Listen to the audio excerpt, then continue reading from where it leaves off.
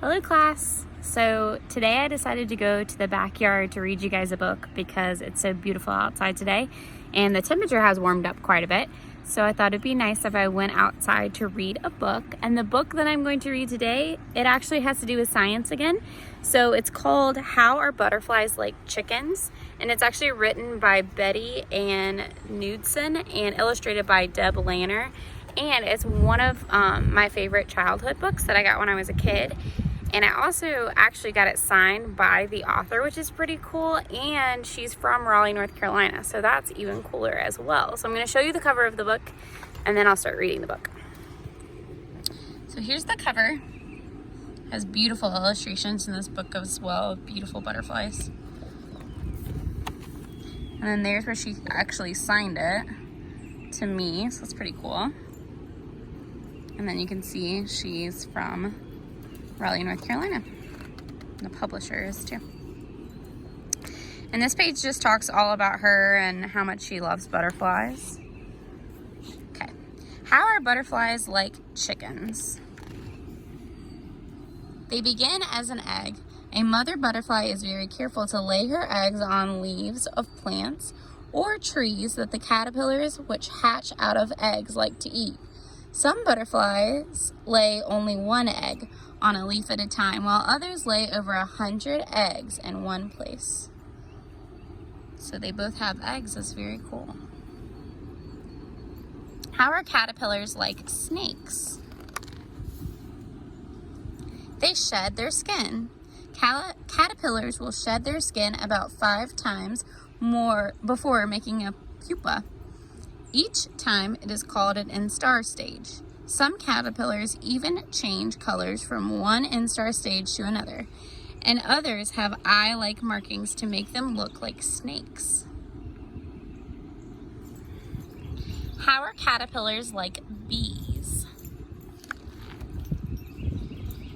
They can sting. Some caterpillars have long, hollow hairs with poison that causes itching and stinging if they touch you. Do not pick up fuzzy caterpillars unless you know they will not sting you. So the fuzzy caterpillars that we see, they can sting you, so you have to be really careful when you're picking up caterpillars as well. So that's how they're like bees. How are caterpillars like spiders? They spin silk with glands in their mouths that make fine fibers like webs. When caterpillars begin to make pupae, they spin fibers to attach themselves to twigs to wrap up in leaves. Some make cocoons with up to half a mile of silk. So they both use silk. We actually talked a little bit about how spiders use silk in class already. So that's a way that they could be the same. A great comparison in this book. How are butterflies and moths like fish? Now this one I'm really curious about. They have scales. When you catch butterflies in your hands, the fine powder that comes off the wings are tiny scales. The scales give the butterfly their color, and it does the same thing for fish as well. I actually have goldfish at my house, and the reason why they have color is because of their scales. It's pretty cool as well. How are butterflies and moths like gas stations? Now I'd like to see this comparison. This will be interesting. They have pumps.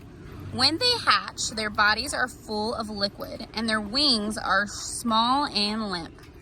They pump the fluid through the veins in the wings to expand them. While doing so, they fan their wings to evaporate the fluid.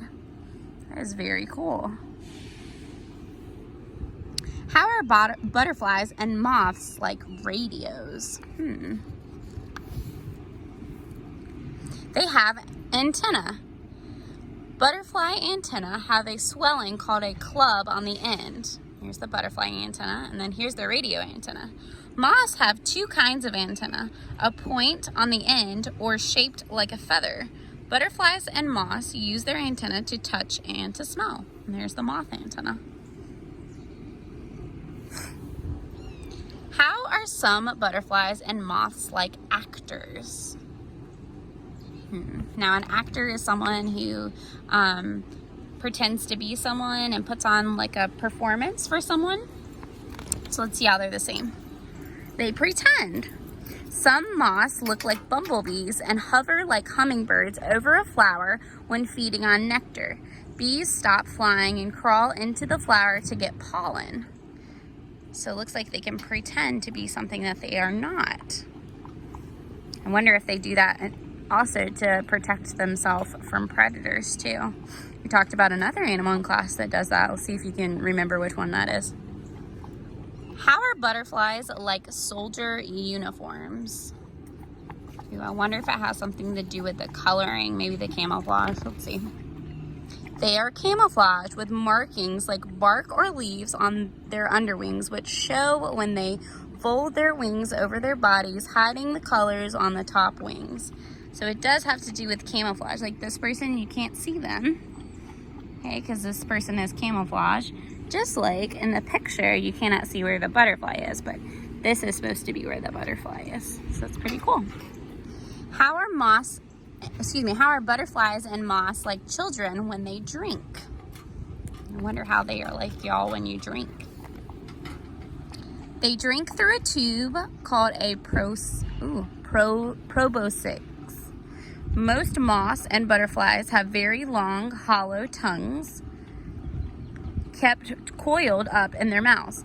When they feed, they uncoil the proboscis and stick them in flowers and suck up the nectar. Children use straws, so just like you use a straw, they use that fancy thing called a proboscis. It's pretty cool. How are butterflies like pigs? They like to play in mud puddles, which are gathering places for little blues, some sulfurs, and swallowtail butterflies. Butterflies get needed materials in water that they suck up. So they actually like to play in the mud so that they can get water and nutrients from the mud. That's pretty cool. How are some butterflies like birds? Oh, it says they migrate south for the winter. Monarch butterflies fly from as far as Canada to Mexico, spend the winter, and start back in the spring when the milkweed begins to grow as food plants for caterpillars. So just like it gets too cold here for the birds to live, it also gets too cold for the caterpillars to live, so they have to migrate. Here's my page. So that is very cool. They move from Canada to Mexico to spend the winter. So there's beautiful pictures of some monarch butterflies, and then that was actually just a picture of a dove bird. Okay.